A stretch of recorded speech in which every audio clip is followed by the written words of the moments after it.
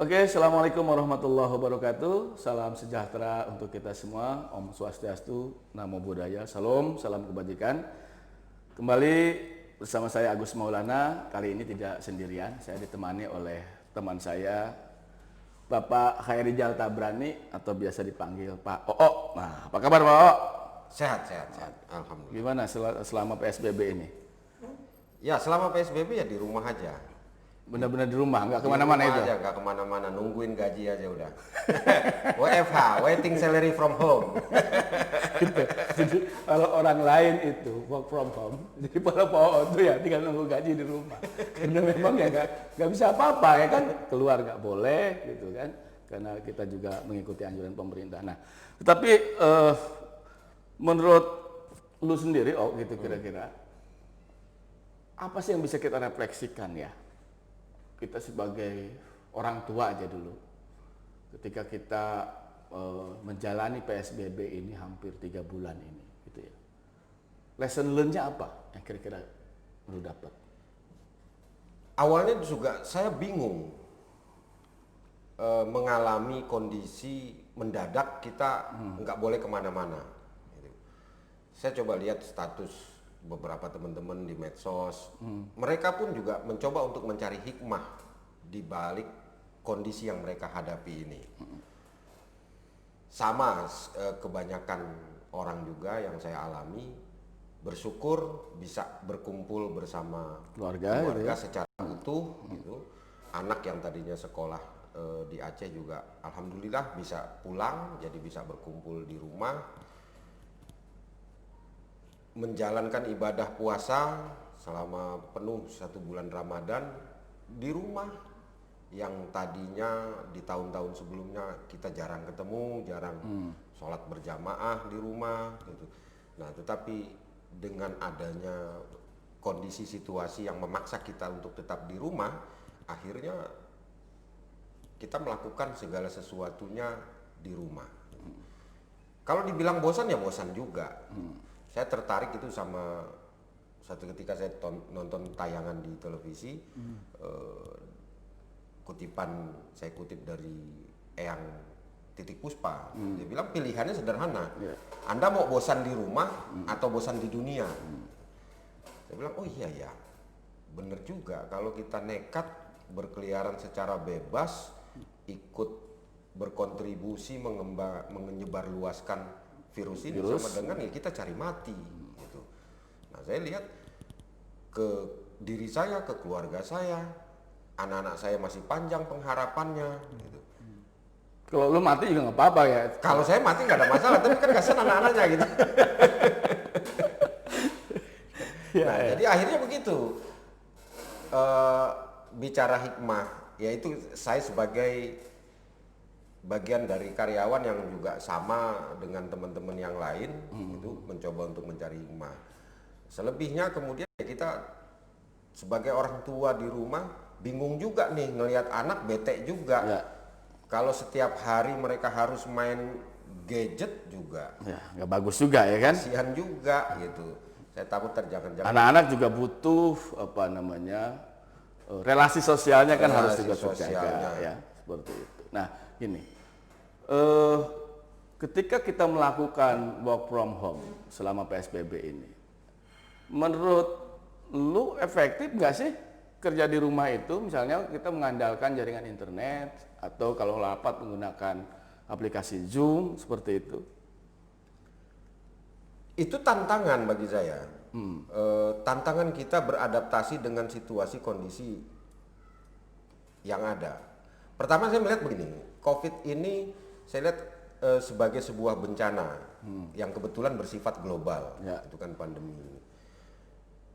Sesungguhnya kita sebagai orang Indonesia sejatinya sudah terbiasa lah, sudah terbiasa dengan bencana-bencana yang ada. Gitu. Artinya kita sudah seringkali tertantang untuk beradaptasi dengan situasi darurat seperti sekarang ini. Komunikasi terhambat, terus kemudian ruang gerak juga terhambat. Gitu. Kita coba beradaptasi dengan yang ada itu. Kalau bicara efektivitas dan efisiensi, ya menurut saya ukurannya apa dulu nih, Gitu. Ukurannya apa dulu? Gitu. Produktivitas lah ukurannya. Kalau ukurannya produktivitas, memang ada tantangan-tantangan tersendiri ketika kita mau bekerja yang harusnya kita berinteraksi langsung dengan orang lain, ini jadi terhambat gitu. Karena situasi ini. Jadi ukuran itu aja soal efektivitas. Kalau pertimbangan produktivitas ya tergantung pekerjaannya apa. Kalau pekerjaannya dia harus ketemu sama orang lain, mau nggak mau kan jadi susah gitu. Dan saya melihat di dunia kerja hambatan-hambatan ini pun juga relatif gitu tertolong dengan adanya teknologi, misalkan soal kasus-kasus persidangan, sidang mereka lakukan secara online, secara streaming gitu kan, itu udah bisa terbantu. Gitu. Nah, sekarang ini yang jauh lebih penting juga kebutuhan anak-anak sekolah. Ya. Sejak diberlakukan PSBB itu kan semua sekolah di seluruh Indonesia ditutup. Sehingga anak-anak diwajibkan untuk belajar di rumah. Bahkan sejak Jokowi bilang belajar di rumah, bekerja di rumah, dan beribadah di rumah, hampir semua sekolah itu menutup ya, operasionalnya. Nah, sehingga artinya anak-anak kan belajarnya di rumah. Dan ini misalnya kan harus didampingi oleh orang tua. Atau bisa jadi misalkan guru memberikan dampingan-dampingan sesuai kapasitasnya. Nah, menurut yang lo lihat, proses belajar mengajar kemarin seperti apa di masa pandemi ini? Terkait dengan belajar mengajar, memang ini menjadi tantangan tersendiri Indonesia dengan kondisi dalam hal ini kan kemarin gini, belajar mau nggak mau di rumah akhirnya dilakukan secara online. Sementara fasilitas yang dimiliki oleh masyarakat di setiap daerah beda-beda. Bagaimana dengan masyarakat yang ada di pegunungan, di daerah-daerah terpencil, terus kemudian jaringannya yang belum stabil, itu kepemilikan masyarakat untuk gadget juga masih banyak yang terbatas gitu. Belum lagi yang gaptek-gaptek gitu ya. Ini menjadi tantangan tersendiri gitu. Ya saya prihatin aja dengan pemenuhan kebutuhan pendidikan anak gitu. Anak akhirnya juga bingung mau belajarnya seperti apa gitu. Nah, selama saya di rumah saya coba untuk membantu anak-anak saya membackup kebutuhan pendidikan mereka. Saya challenge dengan beberapa tantangan-tantangan gitu ya. Bukan hanya sekedar misalkan menanam terus kemudian melihat alam sekitar, bukan hanya sebatas begitu-begitu karena mereka juga udah bosan juga yang kayak begitu gitu. Tapi lebih daripada itu. Makanya saya bilang sama mereka, ayo kuliah hari ini gitu. Memberikan istilah belajar itu bukan lagi belajar tapi kuliah. Padahal mereka masih usia SD, usia SMP gitu. Nah,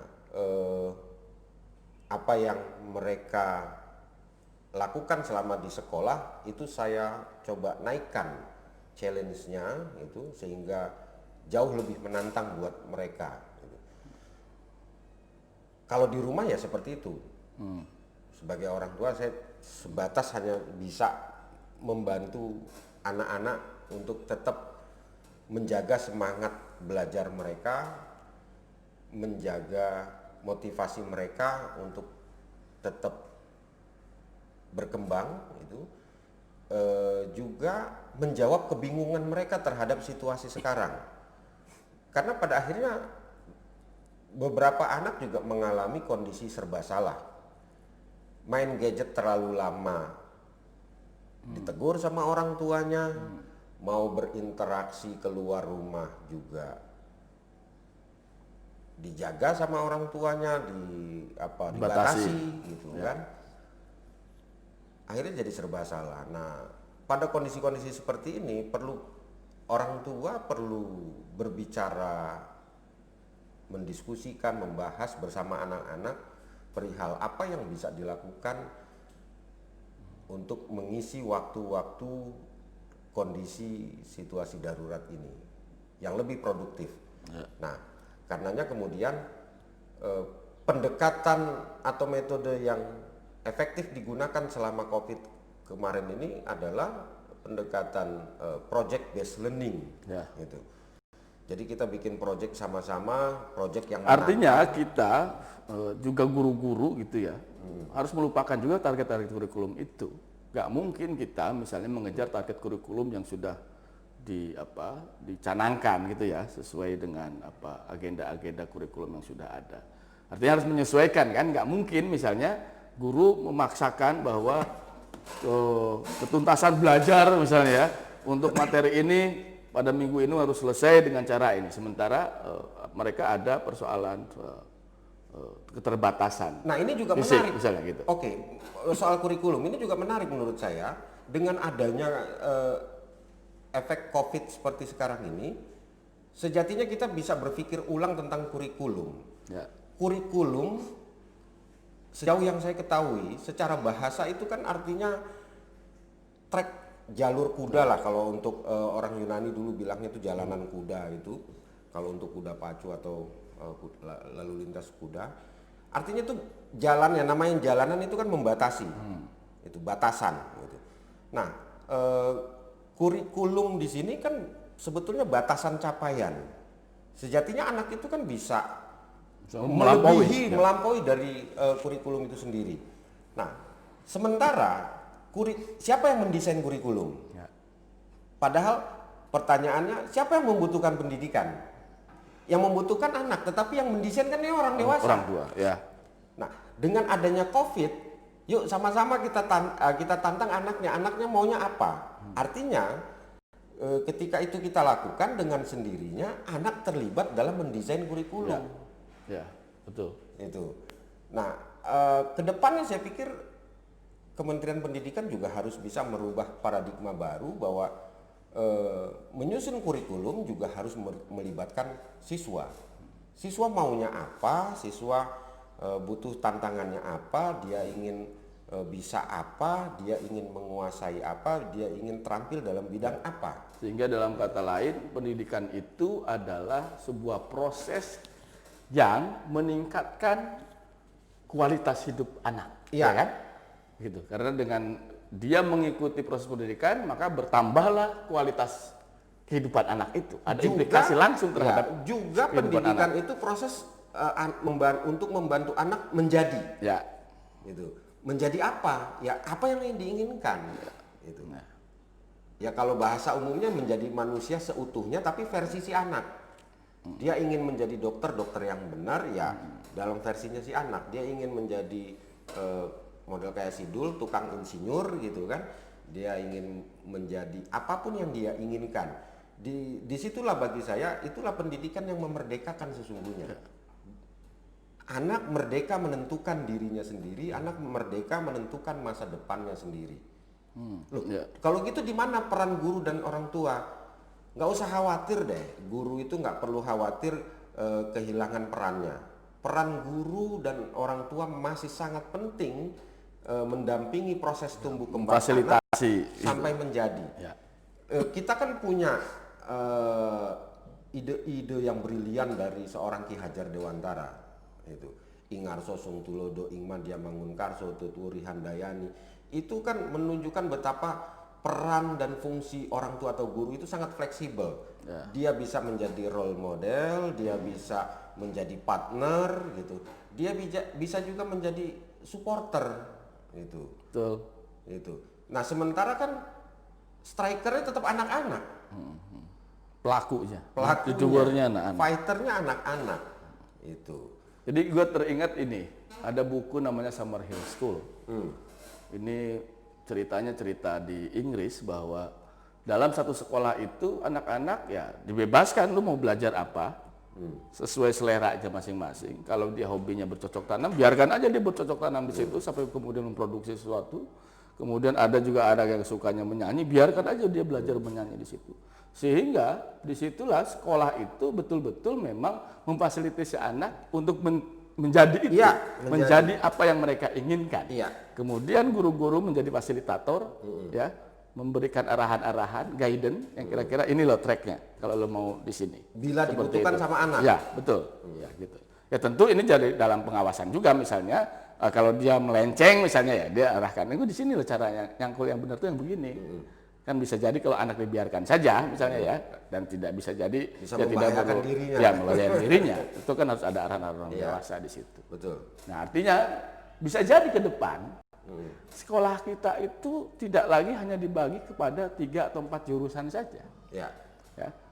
Ada misalkan pelajaran-pelajaran pokok cukup 3 atau 4 mata pelajaran. Selebihnya ya biarkan anak-anak mau apa. Seperti itu.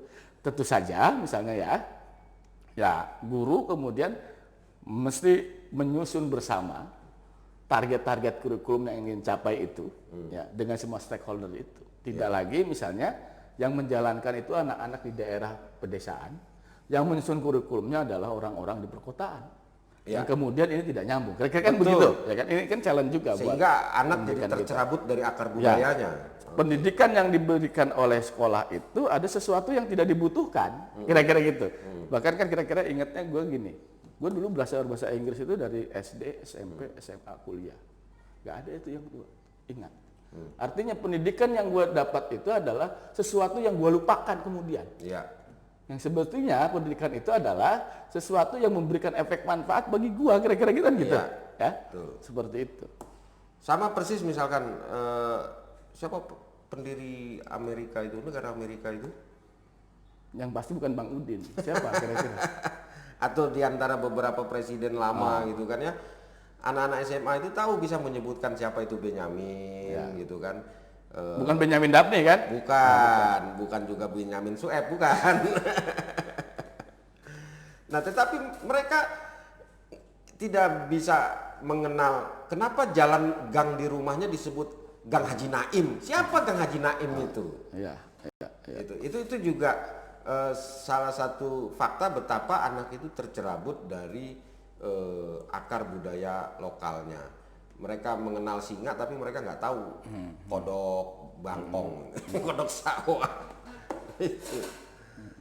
Saya pikir itu. Jadi ini tantangan buat dunia pendidikan, ini tantangan buat orang tua, ini tantangan buat para guru, para pengelola sekolah untuk bisa beradaptasi lagi, membangun sistem yang adaptif terhadap perkembangan, menjawab tantangan-tantangan zaman yang sekarang ini. Oke. Kalau lihat sejarah, memang yang namanya wabah itu tidak akan bisa selesai 1-2 tahun. Dalam sejarahnya yang wabah itu ya terus akan ada terus. Dia tidak akan pernah mati wabah itu. Tetapi yang harus kita lakukan adalah bagaimana kita beradaptasi dengan wabah itu. Sehingga ke depan ini karena kita beradaptasi dengan wabah ini, tentu kehidupan-kehidupan yang kita lakukan ke depan harus menyesuaikan dengan situasi dan lingkungan ini. Termasuk dunia kerja, termasuk dunia pendidikan, dan sektor-sektor lainnya. Artinya bahwa kita harus mempersiapkan diri untuk terus beradaptasi dengan situasi pandemi ini sambil tentu kita menjunjung tinggi protokol-protokol kesehatan, bahwa kita bekerja sebuah kewajiban juga, juga melindungi nyawa kita juga sebuah kewajiban. Karena itu dua-duanya harus berjalan dengan cara yang baru. Saya kira itu sebagai obrolan singkat kali ini, mudah-mudahan ada manfaatnya. Terima kasih Pak O. Terima kasih. Tapi nggak apa-apa, habis ini cuci tangan. Cuci tangan. Jangan cium tangan ya. Terima kasih. Assalamualaikum warahmatullahi wabarakatuh. Salam sejahtera untuk kita semua. Om Swastiastu, Namo Buddhaya. Salam kebajikan.